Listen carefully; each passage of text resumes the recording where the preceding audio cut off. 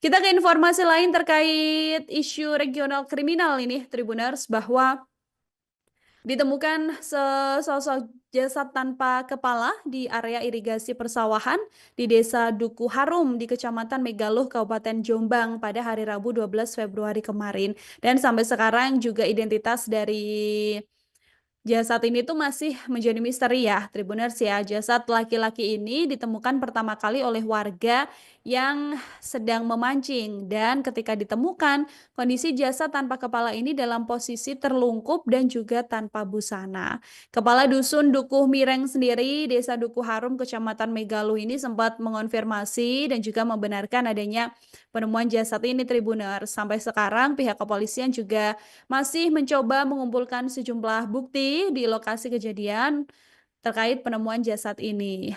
Jasad pria tanpa kepala ini juga sudah langsung dibawa ya ke RSUD Jombang untuk kemudian dilakukan visum. Nah, ketika ditemukan, jasad ini tuh sudah dalam posisi tengkurap, kaki dan tangannya masuk ke dalam air dan juga saluran irigasi. Sementara punggung dan bagian belakang tubuhnya ini mengarah ke langit-langit tanpa kepala, Tribuners. Selain ditemukan tanpa kepala, mayat ini tuh juga ditemukan tanpa busana. Dari keterangan Kapolres Jombang sendiri yang turut hadir ke lokasi penemuan mayat, ini menjelaskan, Tribuners, kalau mayat pria tanpa kepala ini tuh ditemukan di area irigasi sawah yang ada di Kecamatan Megaluh.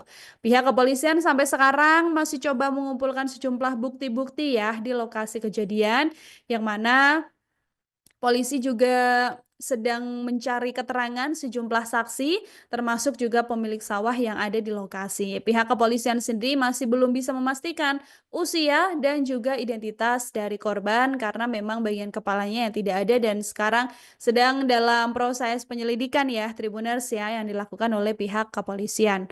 Jasad dari pria ini tuh juga masih dibawa ke rumah sakit untuk kemudian nanti dilakukan pendalaman untuk mencari identitas dari korban.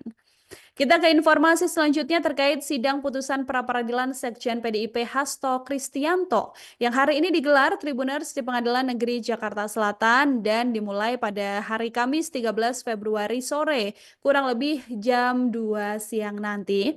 KPK sendiri berharap bahwa nantinya Hakim Tunggal PN Jakarta Selatan bisa menolak sepenuhnya gugatan pra-peradilan dari Hasto Kristianto. Karena lembaga anti rasuah ini yakin bahwa Hakim pra-peradilan Hasto bisa secara objektif melihat dan juga bisa menilai seluruh alat bukti dan juga argumen yang sudah disajikan oleh tim Biro Hukum KPK ya. Di sisi lain, Tribuners, kubu Hasto Kristianto ini juga merasa optimis bahwa Hakim Pengadilan Negeri Jakarta Selatan akan mengabulkan gugatan pra-peradilan. Dari keterangan kuasa hukum Hasto sendiri ini bilang kalau penetapan tersangka kliennya oleh KPK dinilai tidak sah dan juga sudah melanggar hukum. Ia kemudian bilang kalau penetapan tersangka Hasto oleh KPK ini terkesan dilakukan terlebih dahulu sebelum adanya alat bukti yang sudah terkumpul.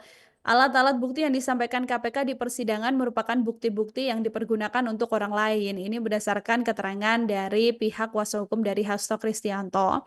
Sementara dari pihak keterangan KPK, Tribuners mengatakan bahwa KPK sudah punya data-data yang lengkap, termasuk juga bukti-bukti dugaan adanya keterlibatan Hasto Kristianto dalam obstruction of justice atau perusakan barang bukti ya, untuk menyuruh Harun Masiku gitu kan untuk bisa merendam ponselnya dan bukti chat ini juga sudah ditunjukkan dalam sidang pra-peradilan. Jadi nanti bagaimana keputusan akhir dan pertimbangan dari majelis hakim ini akan menentukan nih bagaimana kemudian langkah hukum lanjutan yang akan ditempuh oleh Hasto Kristianto setelah pra-peradilan ini diputuskan. Download Tribun X sekarang, menghadirkan lokal menjadi Indonesia.